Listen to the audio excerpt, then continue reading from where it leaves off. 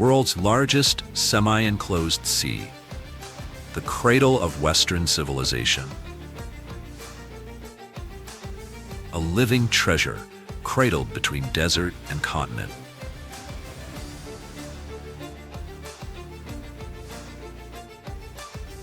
The Mediterranean Sea. It covers less than 1% of the planet's ocean surface, yet shelters more than 17,000 marine species. Remarkably, nearly a third of them exist nowhere else on Earth.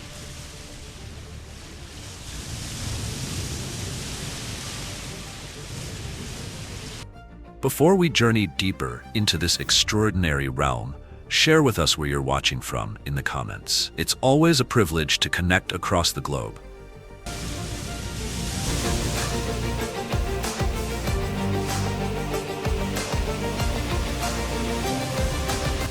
Now, let's descend into the Mediterranean, unveiling the hidden secrets of a sea that has long stood at the crossroads of continents.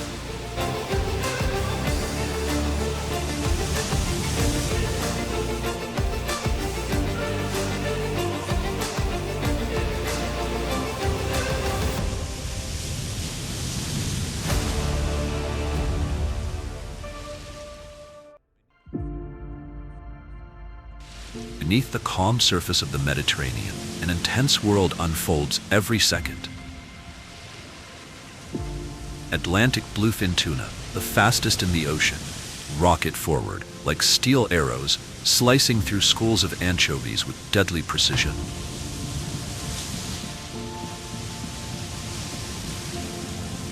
In the west, orcas rise, nature's most strategic hunters, emerging like silent nightmares. At 1,000 meters down, sperm whales prowl the darkness in search of giant squid, guided by sonar that echoes through the deep. The great white shark, rare but formidable, drifts past like a ghost. A single bite enough to end a life.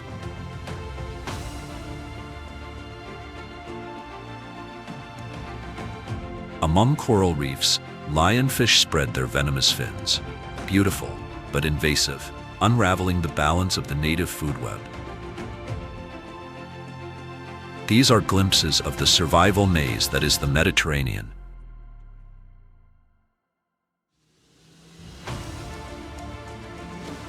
Nestled between three continents, where Europe meets Africa and Asia, lies the Mediterranean.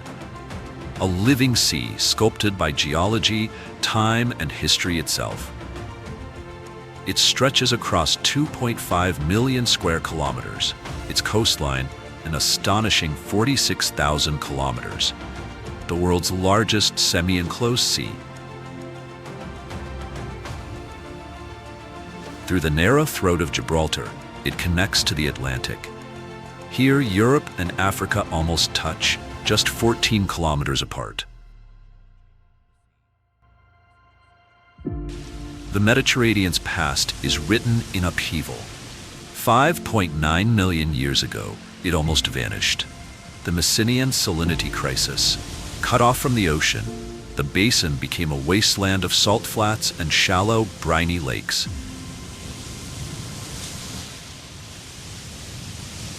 And then a cataclysm, the Zanclean flood. Waters from the Atlantic thundered back in, refilling the sea in only a few short years. A torrent, 1,000 times the flow of the Amazon.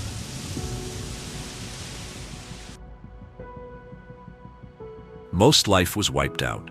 Only 11% survived. It would take nearly 2 million years for biodiversity to recover.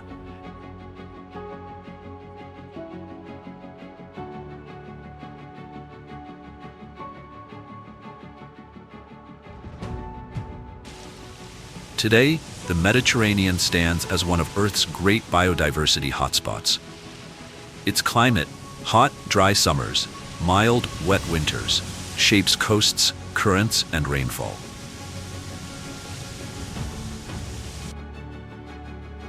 Here dwell more than 17,000 marine species, over 11,000 invertebrates, hundreds of fish, marine mammals, sea turtles, seabirds, each a piece of this intricate web of life.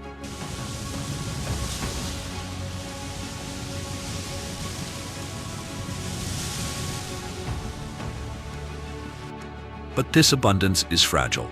Nearly 1,000 invasive species, many slipping through the Suez Canal, now tip the balance. Layer on climate change, pollution, overexploitation. The Mediterranean, a sea of wonders, under siege.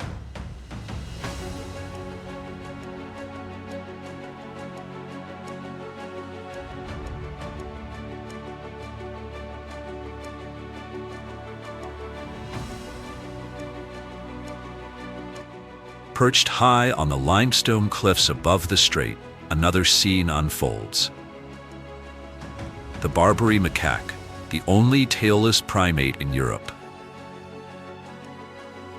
With powerful hind limbs and wide, agile feet, they scale jagged rock and low shrubs with ease, foraging for fruit, leaves, seeds, and insects.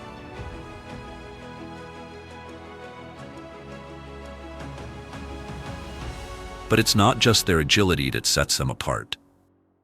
Here, males take an active role in raising the young, cradling, grooming, protecting. The behavior that strengthens bonds and boosts survival. Their range stretches across the Rocky Mountains and temperate forests of Morocco and Algeria, and here, on the Rock of Gibraltar itself, the very gateway where the Atlantic meets the Mediterranean.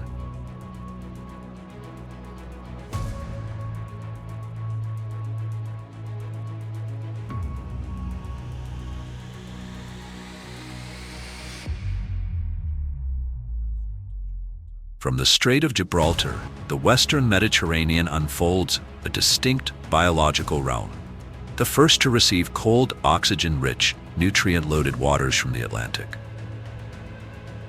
This region stretches from Gibraltar to Sicily's western edge, the Alboran Sea, the Balearic Islands, Sardinia, Corsica, the coasts of Spain, France, and Italy.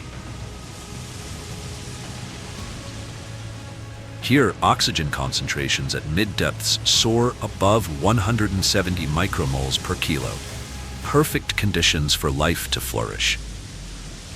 In the Alboran Sea, upwelling is constant. Deep waters surge upward, carrying nitrates and phosphates that ignite blooms of phytoplankton.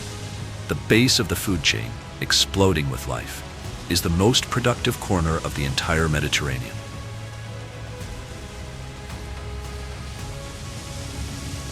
Amid the cool blue waters, a splash of color, the Atlantic puffin. Nicknamed the clown of the sea, its beak painted in reds, oranges, yellows, and slate gray, a look so vivid, it feels hand-drawn. But this palette is fleeting. In winter, the colors fade, as if the bird itself slips back into shadow. And that beak is no decoration. Inside, spines and grooves lock fish in place.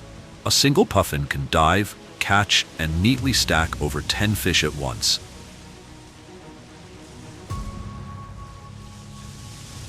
On land it waddles, round-bodied, almost comical. But beneath the surface, it transforms. Wings become paddles, webbed feet rudders. It dives to 60 meters, holding its breath for half a minute, weaving through swirling currents in pursuit of fish.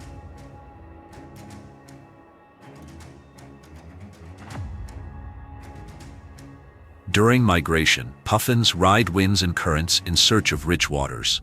The Alboran Sea, fueled by its endless upwelling, offers exactly that, a buffet of small fish born from blooms of plankton.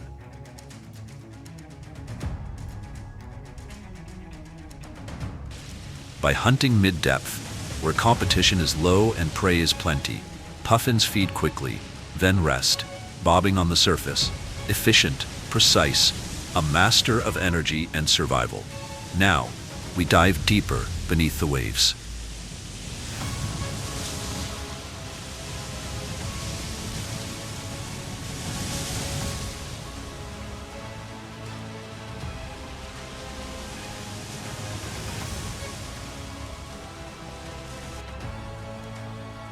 Beneath the sunlit surface, vast meadows sway, seagrass forests of Posidonia oceanica, known as Mediterranean tapeweed. Ancient. Endemic. A plant that blooms underwater, unlike almost any other. These green plains are more than scenery. They lock away carbon, they breathe out oxygen, and they shelter entire communities of fish, invertebrates, even seabirds that depend on the life they spark. But growth here is painfully slow, only a few centimeters each year, an anchor's drag, or a spill of pollution, damage that can take decades to heal.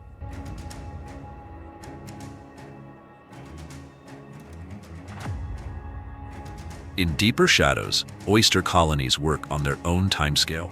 Century by century, they stack limestone into massive reefs, coral-like citadels in waters untouched by light.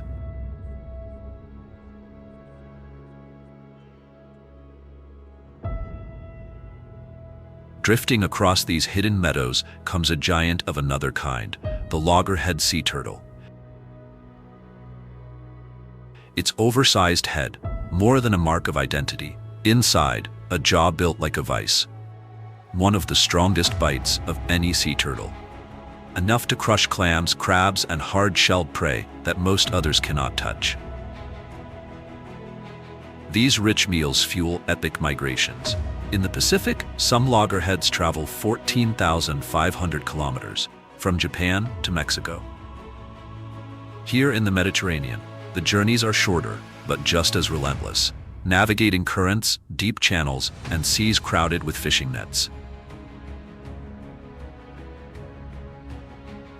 Their compass, the Earth's magnetic field itself, a natural map still only partly understood.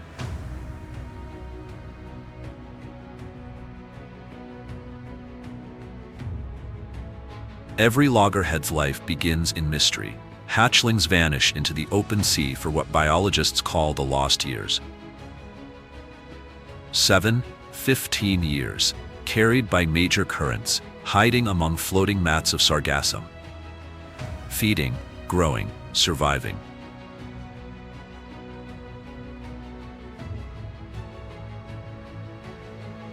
By adulthood, they return, heavier than a man, shells nearly a meter long, capable of living 6 decades or more. And in one of nature's most haunting cycles, a female may crawl back to the same stretch of sand where she once hatched, to bury her own eggs in the moonlit shore.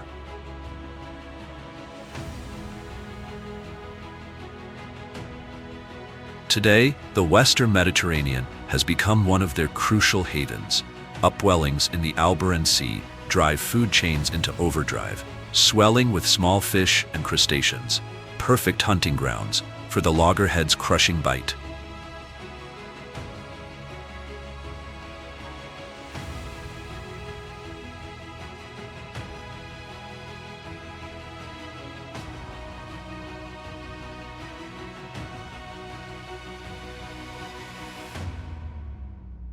While the loggerhead turtle scours the seafloor below, another presence drifts in the sunlit waters above. The ocean sunfish, a gentle giant with a body like a drifting disc, basking in the Western Mediterranean with quiet, mysterious calm.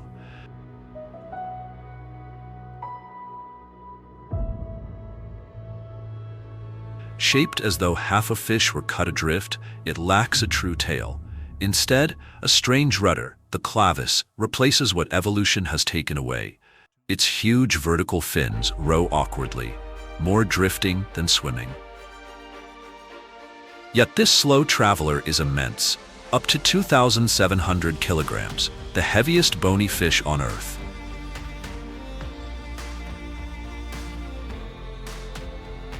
Inside that massive frame lies a tiny mouth with fused teeth. A beak designed not for power, but for soft-bodied prey. Jellyfish, squid, shrimp. A diet as delicate as the creature itself.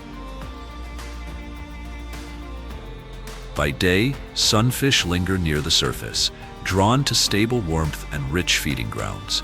In the Alboran Sea and around the Balearic Islands, cold upwellings deliver banquets of plankton and jellyfish.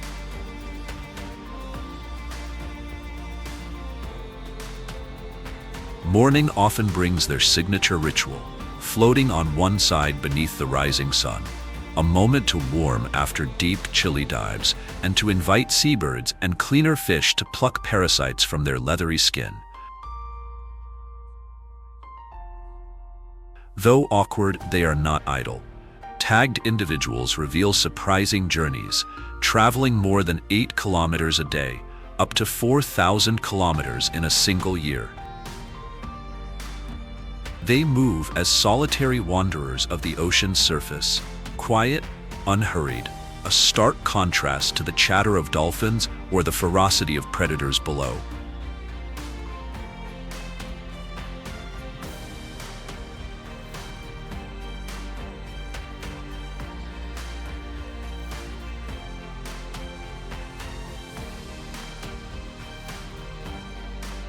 But deeper down in the twilight layers, another presence stirs, the Risso's dolphin, its body a canvas of silver gray etched with white scars.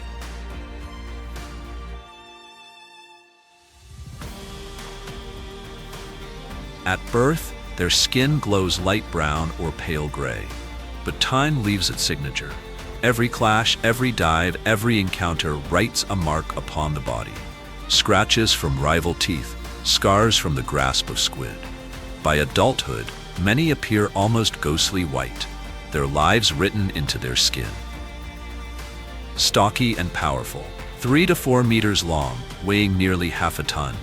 A tall curved fin rises from their back, a blunt head with no beak, and in the lower jaw, only a handful of teeth. Unmistakable.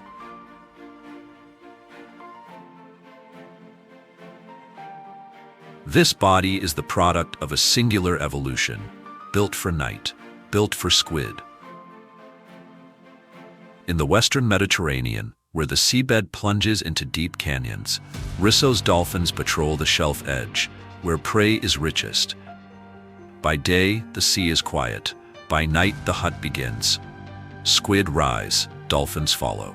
In darkness, they see with sound, plunging hundreds of meters into the black. Some spiral downward in spin dives, corkscrewing through the depths, reducing drag, conserving energy, an elegant solution to crushing pressure.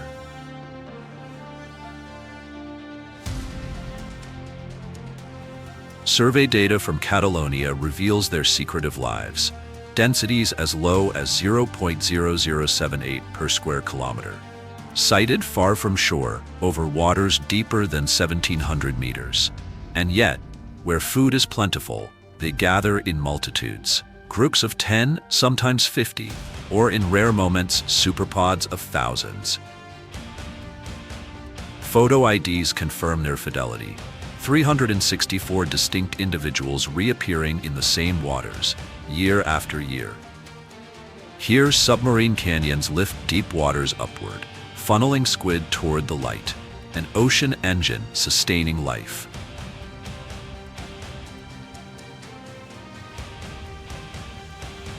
But specialization comes at a cost.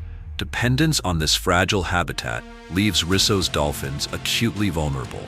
Noise from shipping, sonar, and drilling disrupts their echolocation, the very sense they need to survive. The result? Strandings, bodies on European shores, echoes of an unseen battle beneath the waves.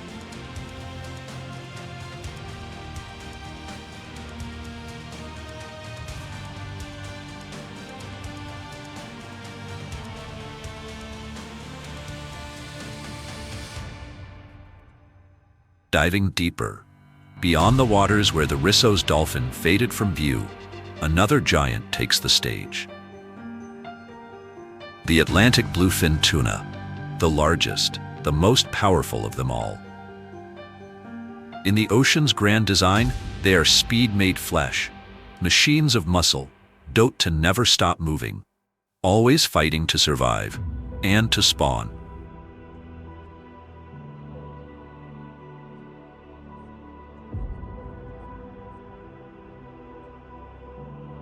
Adults can reach 3.2 meters in length, tipping the scales at nearly 900 kilos. Inside, A heat exchange system, the Remarkably, keeps their muscles warm, 10 to 15 degrees hotter than the water around them. Even at depths beyond 500 meters, where most fish slow, they remain fast. Relentless. Their bodies are engines of motion, cruising at 40 kilometers an hour, exploding past 70 in a sudden blur. Yet speed is only part of their story. The greater marvel is the journey.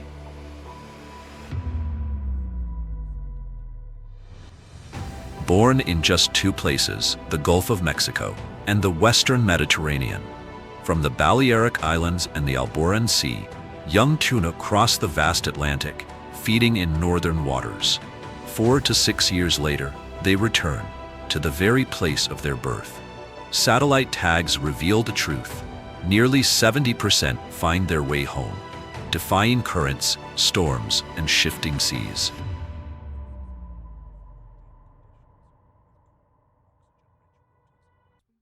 Each summer, from May to July, they spawn when the water is perfect. A single female, up to 10 million eggs. Yet fewer than 1% survive. The future of the species hangs by a thread. Coastal Spain, western Sicily, cool, oxygen-rich waters, stable currents. These are the nurseries of giants. But giants draw a price. On Tokyo's markets, one fish has sold for $3 million. The belly, toro, buttery, delicate, and coveted as one of the world's finest delicacies. And humans are not the only hunters. Orcas, too, know the taste of bluefin.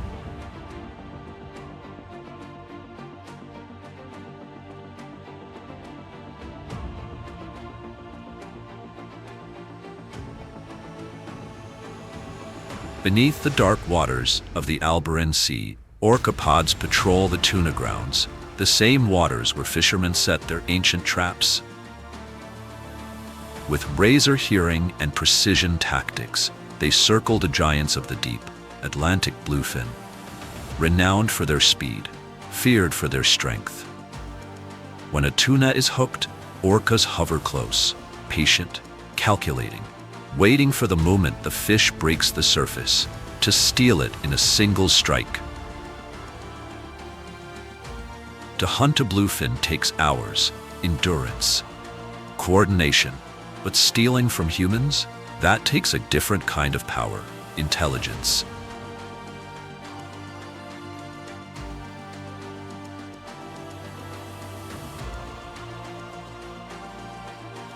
Their brains rival the size of an elephant's. Their neocortex, wired for empathy, memory, even grief. The killer whale is in truth the ocean's largest dolphin, an apex predator that split from its kin 2 million years ago.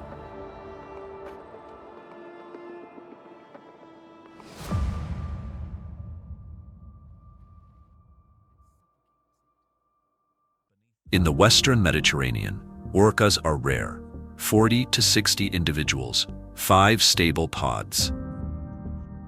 Each one tracked by the scars on their fins and the dialects in their voices.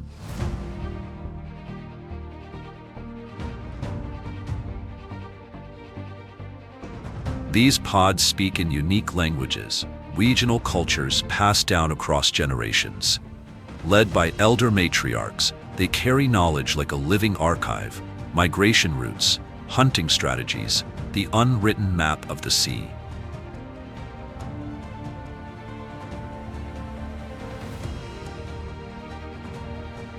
Young orcas never leave their mother's side.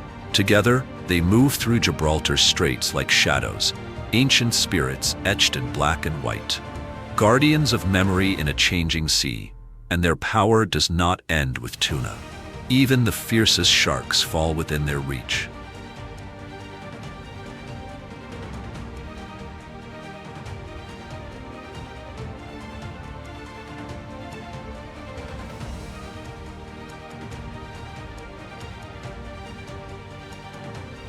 No radar, no signal. Just a pale shadow sliding beneath the surface, and gone. Even in seas as familiar as the Mediterranean, the sight of a great white shark unsettles the soul. Cold, black eyes, serrated teeth, a scarred body honed into a weapon. It can reach 7 meters, 2 tons of muscle and power, streamlined, precise, a predator built for speed.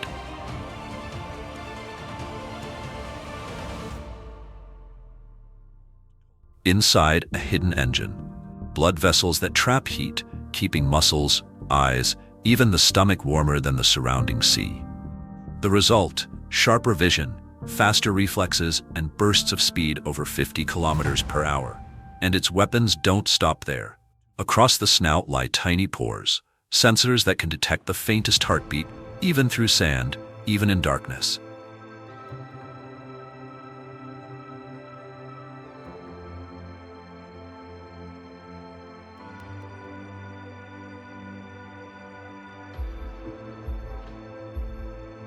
Its jaws hold 300 teeth, arranged in endless rotating rows.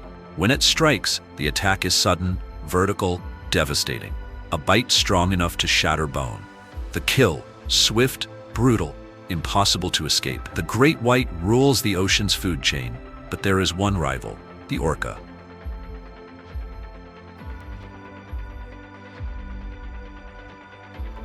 When these titans meet, the battle is not of teeth or speed, but of strategy. Orcas flit sharks onto their backs, exploiting a moment of helpless stillness, then strike with surgical precision at the liver, the richest prize of all. Here, even the great white becomes prey. Yet the shark faces an enemy more relentless than the orca: us. Slow to reproduce, females give birth only once every few years. Add bycatch, finning, and trade, and their numbers have plummeted. In the Mediterranean, the population has collapsed by 96% in a century. Today, the great white is classified as critically endangered, a giant on the brink of vanishing.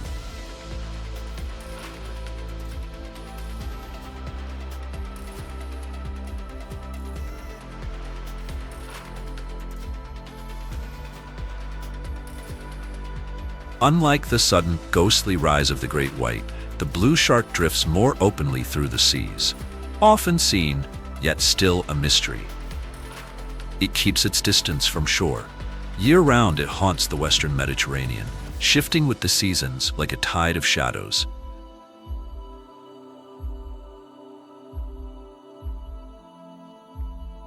Satellite tags reveal its secret map. From May to October, it gathers in the Alboran Sea and the deep waters off the Balearic Islands. Here, currents collide. Here, the ocean is rich.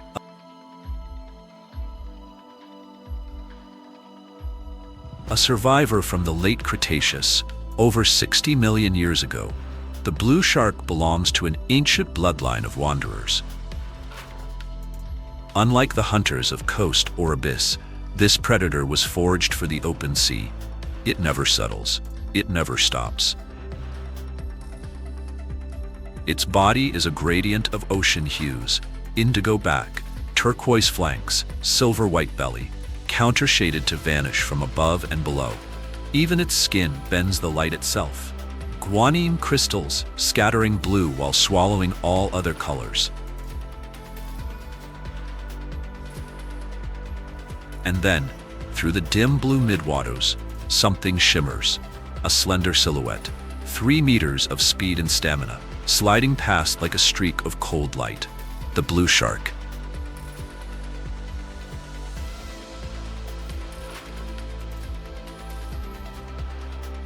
It does not lurk. It sweeps. Fin by fin, it signs the ocean with effortless grace, every sense tuned to the faintest pulse of life. From hundreds of meters away, a single trace of blood is enough. The hunt begins.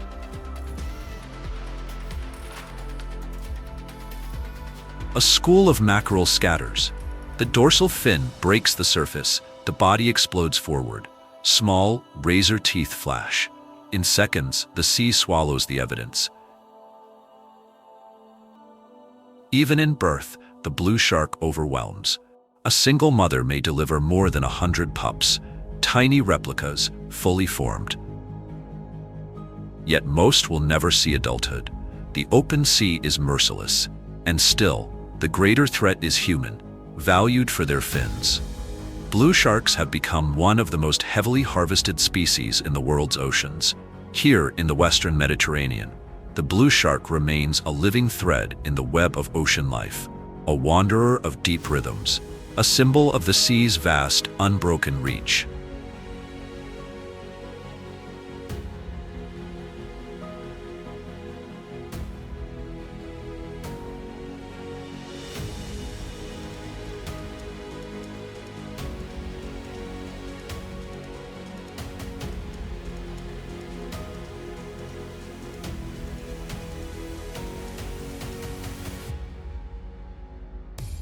As the blue shark cuts the sea like a blade, far below at 300 to 500 meters, another shape rises, a colossal silhouette.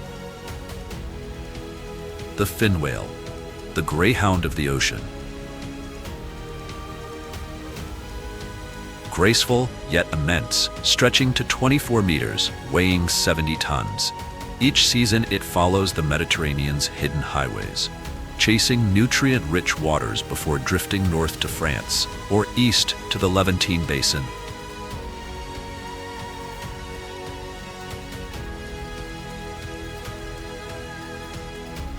Despite its bulk, the body is streamlined, hydrodynamic.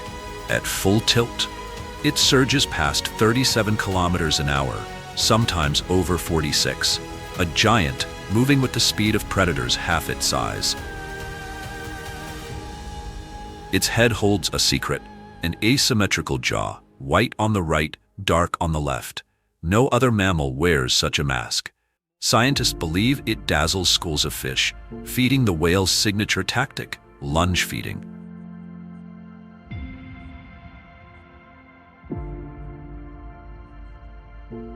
A sudden burst, the jaws yawn open, engulfing 70 tons of water and prey in one immense gulp.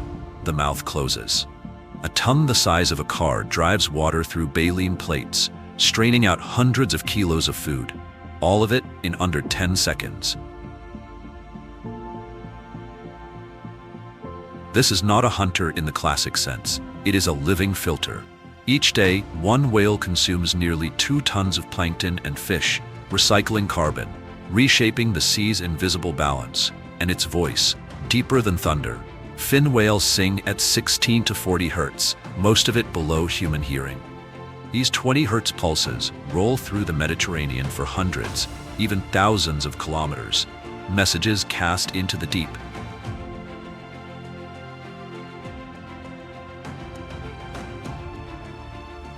Their movements are guided by the seasons, by shifting waters, but also by human presence. Summer draws them to shelf edges where krill blooms rise from the depths. Winter drives some eastward, while others linger in the Alboran Sea.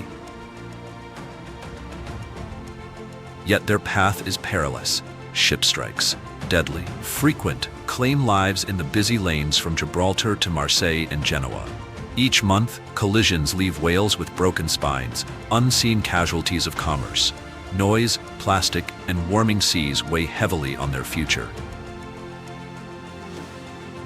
And still, there is hope. Protected now under international law, the whales find refuge in sanctuaries where ship-free corridors and speed limits give them space. The giants still roam, their voices still echo, symbols of endurance, embodiments of the sea's vast, unbroken song.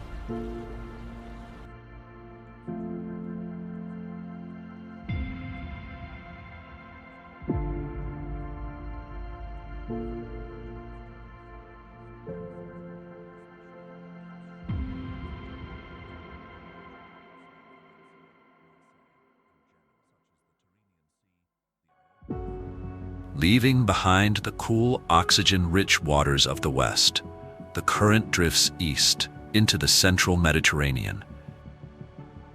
Here, the sea stretches from Sardinia and southern Italy, past Malta, down to the coasts of Libya and Tunisia. Within its reach lie the Tyrrhenian Sea, the Ionian and the Sicilian Channel, and in its depths, Calixo Deep, more than 5,100 meters beneath the waves, the very floor of the Mediterranean. Waters here swing from 13 to 26 degrees Celsius, saltier than the west and shaped by swirling eddies around the Strait of Sicily.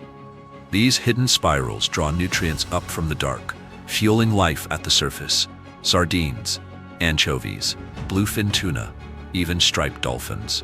And yet this slow traveler is immense.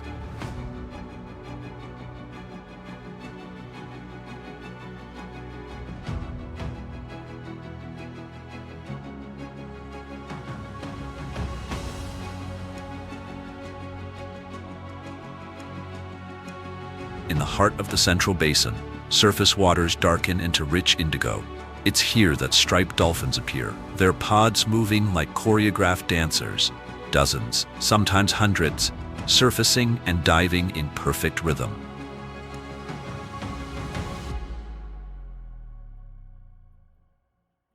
Slender, swift, with black stripes tracing from eye to flank, they favor the deep, waters more than 1,000 meters down. From Sardinia to Malta, Libya to Tunisia, they weave through the eddies, never alone, always in motion. Not solitary hunters, but high-speed performers. Fishers call them streakers, for the way they dart across the surface like silver bolts. Surveys tell us their numbers: 10,000 in the Gulf of Taranto, another 1,300 in the Gulf of Corinth. But to see them rise and vanish again, into indigo, numbers hardly matter.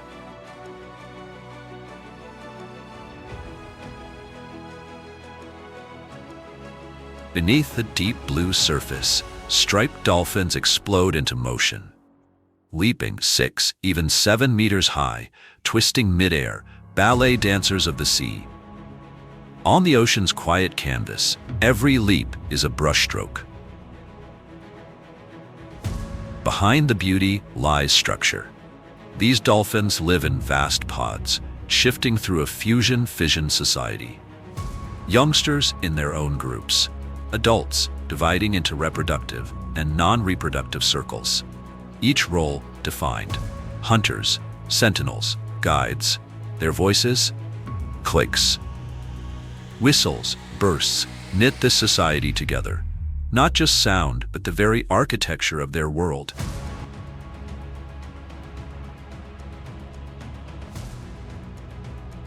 At night, they plunge, beyond 500 meters, into the mesopelagic zone, where squid and fish rise from the dark. Guided by echolocation, their hunts align with the great upward migration of prey. By day, they retreat to quieter depths, still hidden, still safe. But safety is eroded. Industrial fishing, vessel traffic, noise, piece by piece. Their traditional gathering grounds are vanishing. Migration paths dissolve into memory. And there is another threat: bottlenose dolphins. Once neighbors, now rivals. Forensic records reveal nearly a third of striped dolphin deaths marked by violent encounters. Competition for space turning deadly. A warning of imbalance. Yet resilience remains. Monitoring programs show recovery is possible. Given protection, striped dolphins endure, social, agile. Precise, resisting the pressures of a changing sea. And still, in the indigo silence, they rise again.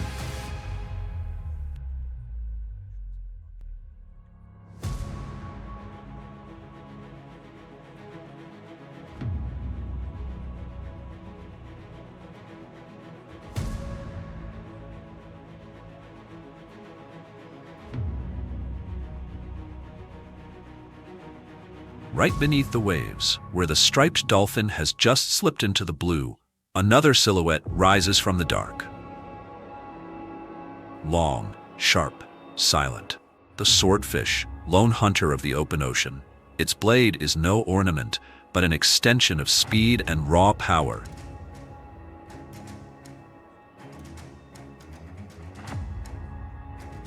Yet in these waters, there is a rival, a predator built for velocity. The short-fin mako shark, warm-blooded, restless, the cheetah of the sea, a solitary wanderer, forever in motion, battling each passing day in a changing ocean.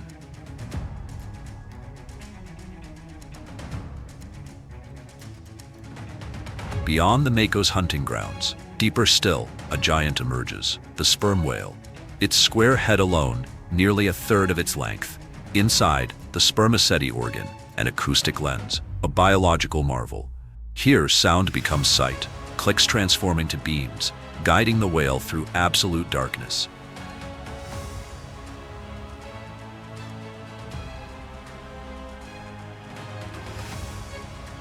One theory suggests the whale even shifts the waxy substance within, warming, cooling, to control buoyancy on its great descents. And descend it does, 90-minute journeys. 1,000 meters, sometimes more than 2. In that blackness lurk its prey, the giant squid. Scars on its skin tell the story of battles fought in silence. But life is not only about the hunt. Females and calves gather in maternal groups, raising the next generation together. Males live apart, solitary or in bachelor bands, returning only for the season of breeding. Their language? Codas, rhythmic clicks, pulsed like Morse across the sea. Yet the rhythm of their lives is painfully slow. Pregnancies stretch over a year. Births are few. Growth is glacial, and still they dive, hour after hour, into crushing depths. Their ribs flex where ours would break. Their lungs collapse where ours would drown. Even so, old bones bear marks of the strain, decompression, written into the skeleton itself. This is a population on the edge. In the Mediterranean, sperm whales are a distinct unit, endangered. 97% live in the west. In the east, only a fragile handful remain, perhaps 200 along the Hellenic Trench. Here, some 50 family groups endure, no more than 400 whales. But the threats press in: entanglement, ship strikes, plastic, noise. A shipping route now cuts through the Hellenic Trench itself, one of the sea's most dangerous collision zones.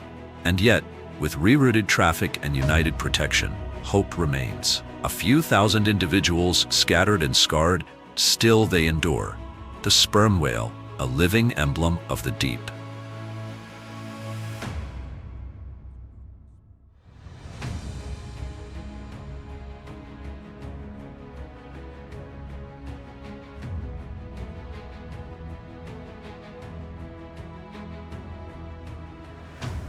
In the waters off Cyprus, at the far eastern edge of the Mediterranean, a shadow glides with the tide. The dusky shark. Silent, resilient, a courage-given form. This predator does not gamble on bursts of fury. It follows a slower script. A nearly 2-year pregnancy, the longest of any shark. A strategy written for survival in a harsh sea. Its body is the very image of the archetypal shark. Sleek torpedo, tall dorsal, powerful tail. 4 meters of muscle, more than 300 kilos of force. Every detail echoes the illustrations of old oceanographic charts. And yet, behind that classic outline lies a paradox. The dusky shark lives out of sync with the ocean around it. Females don't bear their first young until their 3rd decade of life. Pregnancy stretches 22 to 24 months. Then a year of recovery before another cycle begins. A rhythm so slow that across an entire lifetime, a female may give life to only a handful of pups, far too few against the pace of human harvest. Still, in the eastern Mediterranean, this shark drifts close to coasts. Near Israel's Hadera power plant, warm discharges create an accidental oasis. Thermal waters drawing schools of fish, and with them, dusky sharks. Here, researchers discovered something extraordinary. 2 lineages meeting in one place. One from the Atlantic, one from the Indo-Pacific. A crossroads of oceans, embodied in a single species. Their journeys are vast, thousands of kilometers across shifting seasons. Hunting styles are simple but effective. Tuna, snapper, rays, dogfish, even sea turtles. Along the rocky coastlines, sardines, anchovies, squid, crabs, whatever the sea offers, they adapt. They will even scavenge when the chance comes. Flexibility is their edge, their secret to enduring in one of the most unforgiving corners of the sea. And yet, survival is far from certain. The Mediterranean is the fastest collapsing stronghold of sharks and rays anywhere in the world. For the dusky shark, slow to reproduce and often caught as bycatch in tuna and swordfish nets, the numbers bleed away faster than they can return. Its great fins fetch high prices across distant markets, adding weight to the toll. A life built on patience and endurance, now balanced on the edge of disappearance.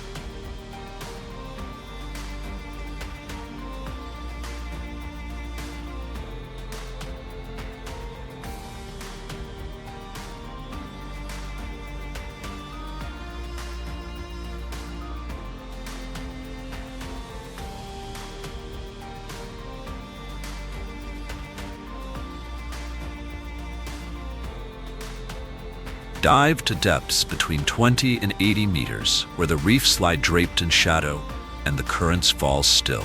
Here, another presence waits. Unlike the restless dusky shark, the Mediterranean moray, a master of concealment, it prefers the cracks of stone, wedging itself into narrow crevices.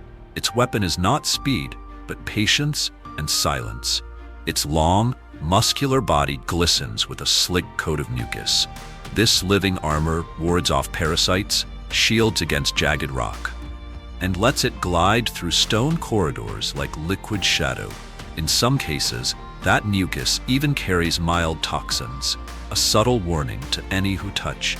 Its back is painted in fractured patterns, like shards of broken stone. Camouflage so perfect it vanishes against the seabed. A single ribbon-like fin runs the length of its body, each wave of muscle flowing into the next, a ghostly ripple through the reef. The moray is faithful to its chosen lair. Some remain in the same outcrop for years, guarding their tiny kingdom of rock. Slow to grow, they live nearly 4 decades, reaching lengths of 1.5 meters. By day, only a watchful head emerges from the stone. But when night falls, the reef changes hands. The moray slips into the dark, guided by scent, blood, slime, or the faint trace of decay.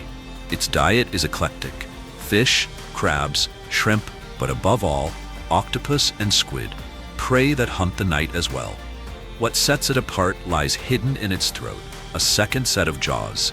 The pharyngeal jaws strike forward, seizing prey and dragging it inward, a weapon working independent of the main bite.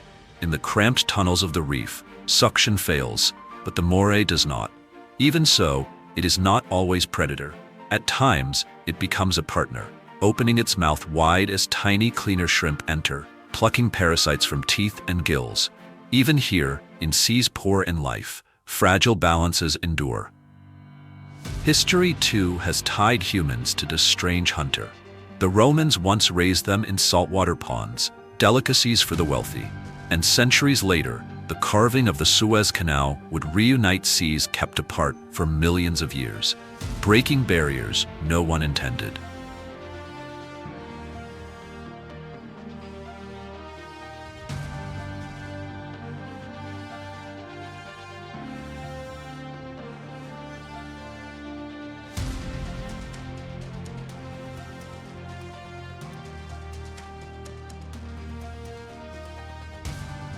From the warm waters of the Red Sea, a striking traveler begins its silent journey north. The lionfish. Its dorsal fins flare like an ancient dance, its colors glowing like strokes on silk. It crossed the Suez Canal with no resistance, and the Mediterranean would never be the same. Here, in clear but nutrient-poor seas, on reefs too fragile to resist, the lionfish took hold. A vision from legend. Flowing fins, ritual hues, but behind the beauty lies venom. 18 needle-sharp spines, each a syringe of pain. The toxin burns with searing agony, sometimes even stealing breath. Once native to the Indo-Pacific, this hunter is now one of history's most destructive invaders. First sighted off Israel in 1991, it spread across the Levantine basin. By 2024, they haunted the coasts of Turkey, Lebanon, Egypt, and Greece. Their numbers surge with astonishing speed. Each female spills tens of thousands of eggs every few days, wrapped in gel, drifting with the currents, carrying the invasion hundreds of kilometers in weeks. The lionfish hunts with patience. Its ornate fins sweep outward, herding small fish against reef walls. Some even spit jets of water to confuse prey. Then, lightning, a strike faster than a blink. The victim vanishes, but the damage spreads beyond the hunt. In waters where native fish lack defenses, lionfish wipe out up to 80% of local species in months. And when grazers vanish, algae grows unchecked, smothering corals already weakened by warming seas. Lionfish don't kill the reefs directly, but their relentless appetite weakens the foundations, and climate change opens the door wider. Models from 2025 warn, by decade's end, lionfish may spread into the western Mediterranean. Unchecked, they could become the dominant life on shallow reefs ever, a new ruler beneath the waves.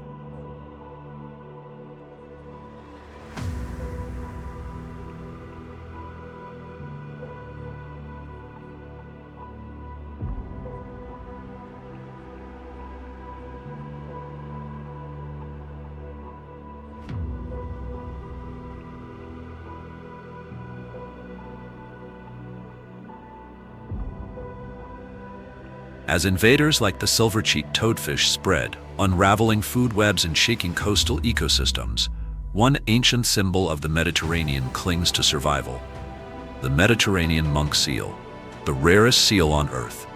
It carries no venom, no brute strength, only a deep-rooted instinct to endure.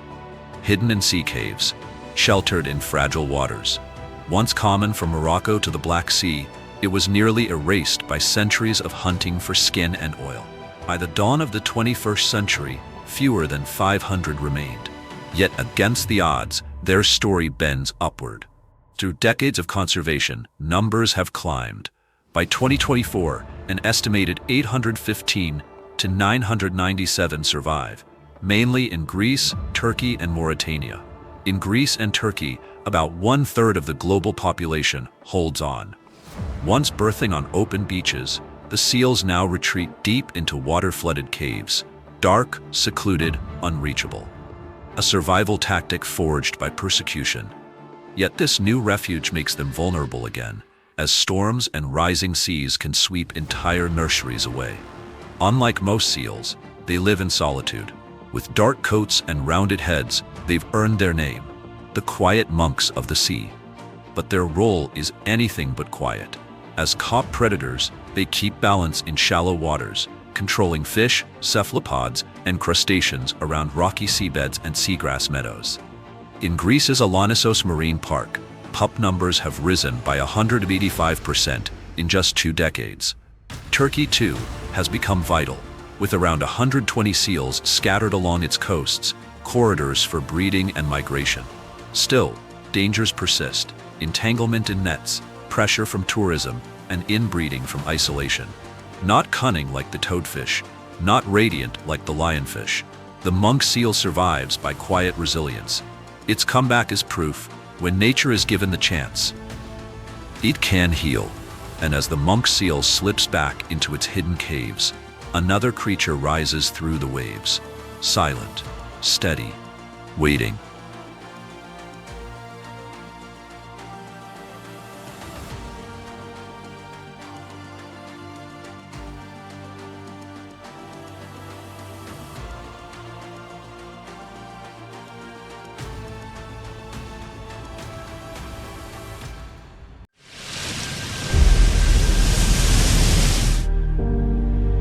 Beneath the crashing waves and gray skies of northern Europe lies a world rarely seen. The North Sea, cold, vast, and ancient.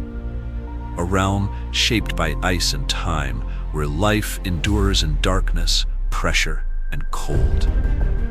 Here, in the depths of the abyss, survival is a daily battle.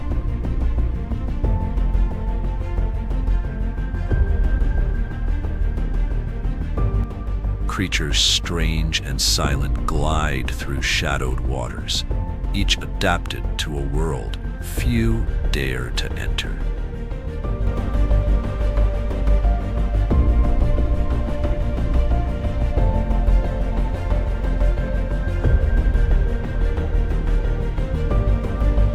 This is a story of resilience, of evolution at its most extreme. Welcome to the depths of the North Sea.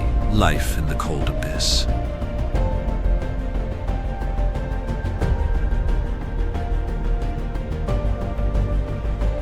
You don't have to travel to distant tropics to witness nature's wonders. Extraordinary encounters take place in the most unexpected places, in quiet corners, in cold, hidden waters.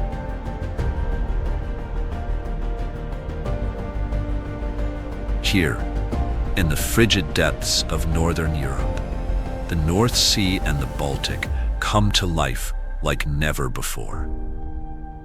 Vast, moody, and ancient, these waters hold stories of drama, survival, and silent spectacle.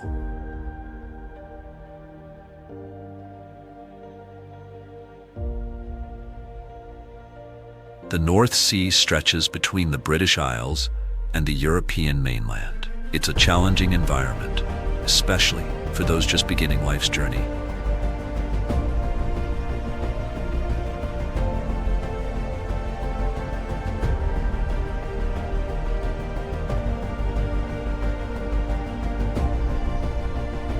In the Norwegian fjords, one of the sea's smallest predators begins its fragile life. This is Lysfjord, near Stavanger. It's home to a resilient little hunter found throughout the North Sea, the small spotted cat shark. Fully grown, it reaches about 1 meter in length and faces few natural predators, whether in the fjord's depths or close to shore.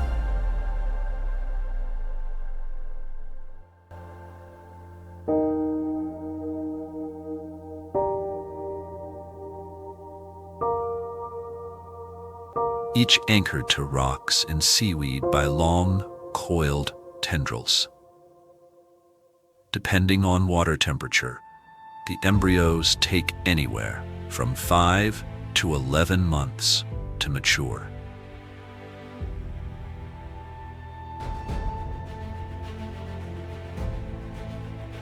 This newborn cat shark knows nothing of what lies ahead, but it enters the world in near-perfect conditions: dense vegetation, abundant prey, and shelter.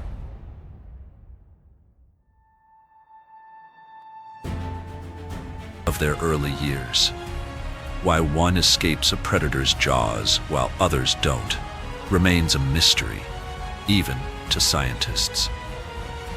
But sometimes, against all odds, life is granted a second chance. Cat sharks aren't confined to the fjords of Norway. They are also found further south, in the English Channel, the southern gateway to the North Sea, off the coast of northern France. Near the cliffs of Normandy, another population thrives. Here, anglerfish pose no threat, but survival remains uncertain.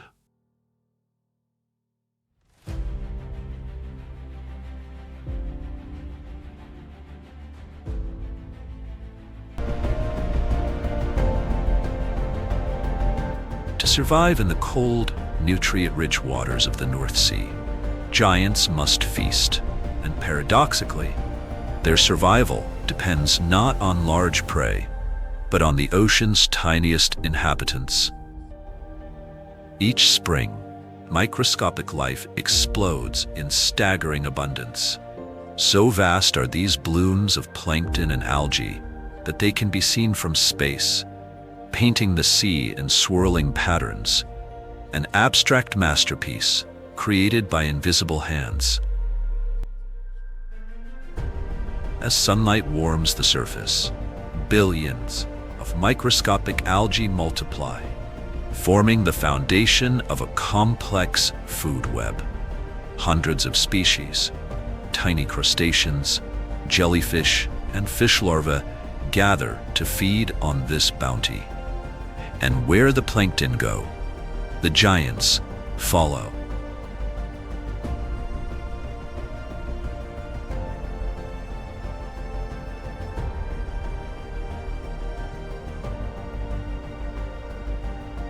The basking shark, up to 12 meters long and weighing 5 tons, is the second largest fish on Earth. Yet, this marine colossus feeds exclusively on microscopic plankton. With its cavernous, meter-wide mouth agape, it filters up to 2,000. Scientists believe basking sharks rely on their acute sense of smell to track down these rich blooms across the vast open sea. And so, where there is one shark, there are often many, gathering in slow-motion ballet to feed. But their presence is fleeting. Once the plankton clouds disperse, the sharks vanish again into the blue. They are among the most mysterious residents of the North Sea, seldom seen and still largely unknown, except during these rare moments when giants rise to feast on the smallest life in the sea.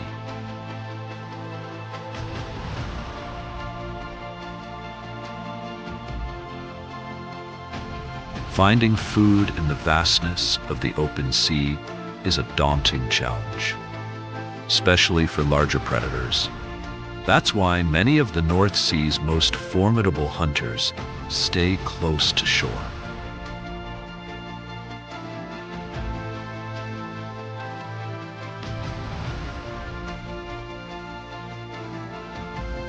Around the Shetland Islands is the gray seal.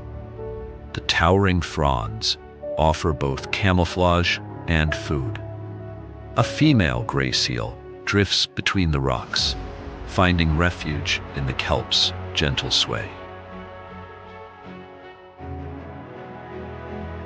Unbeknownst to her, she's being watched.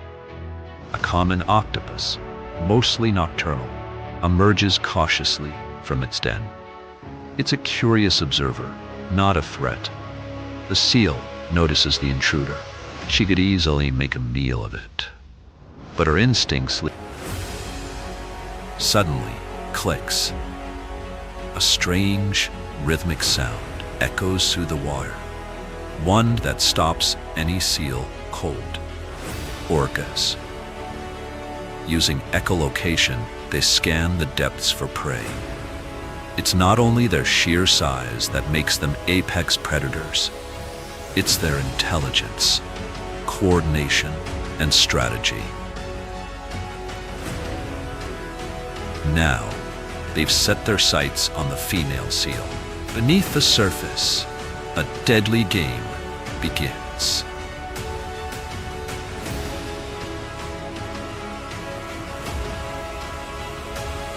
For now, the narrow canyon offers the seal a lifeline.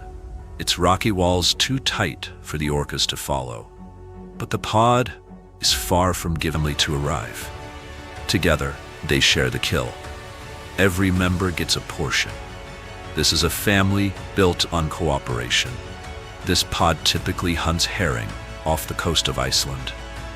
But increasingly, they're returning to the Scottish Isles, drawn, it seems, by the abundant life within the kelp forests. Today, the seal was lucky, but others won't be. As long as orcas roam the North Sea, the hunt will go on.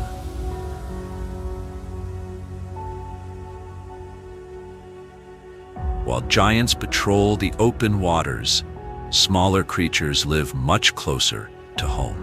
One creature thrives in the shifting world, the shore crab. This male is scavenging. A dead whelk carried in on the last high tide is a welcome find. To survive in the Wadden Sea, you must take advantage of every opportunity. A shrimp, a mussel, a scrap of decaying flesh. Nothing goes to waste. And it's not just crabs that feed here. Enter the nomads of the sky, migratory birds drawn to the bounty of the intertidal zone. They come and go with the seasons, just as the tide shapes the shore.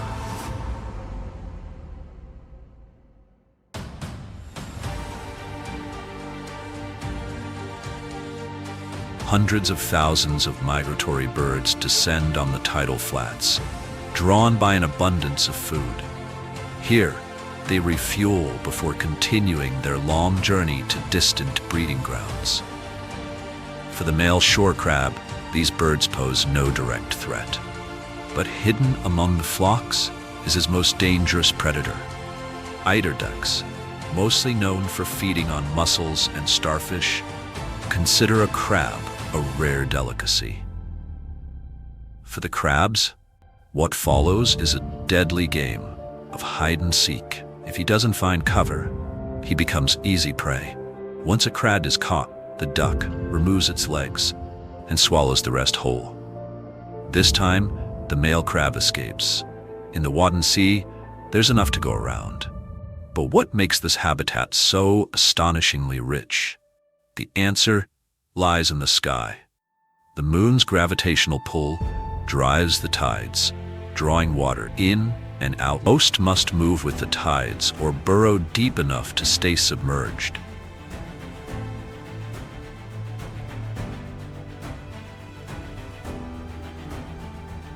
Shore crabs, however, have a unique adaptation. Though they breathe through gills, they can survive long periods out of water. Using their mouthparts, they generate a stream of air, keeping their gills oxygenated. It's now summer. The migratory birds have long since flown north to raise their young, and the male shore crab is seeking a mate. He doesn't have to look far. But crab courtship is no simple affair. Both are encased in armor. The male must flip his chosen partner and carefully align her beneath his own body. It's a maneuver that requires her cooperation. But just as things begin, she abruptly rejects him. Another male arrives. He too is drawn to her, but only one can stay. After a brief skirmish, the rival retreats. Soon after, the victorious male finds her again. This time, they pick up where they left off, wandering together across the exposed mudflats. They are bound by instinct and the rhythm of the tides.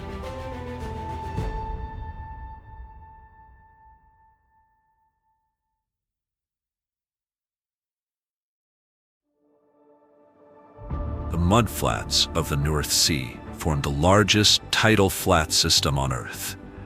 At first glance, they may seem barren and lifeless, but beneath this seemingly desolate surface lies a world teeming with life, feeding millions of migratory birds and sheltering countless fish and invertebrates. It's a habitat of extremes, of superlatives. The North Sea is a sea of striking contrasts, from the shadowed depths of ancient fjords to the vast sunlit plains of the Wadden Sea. Its inhabitants face ever-shifting tides, biting winds, and relentless exposure. Only the most resilient, whether vast or minute, can endure.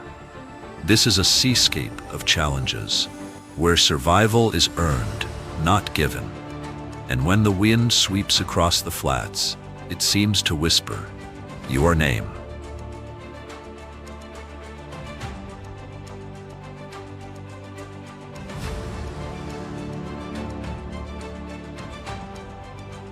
Beneath the crashing waves and shifting tides, the cold abyss of the North Sea holds its secrets. Ancient, enduring, alive. Here, life clings to rock and sand, shaped by pressure, darkness, and time.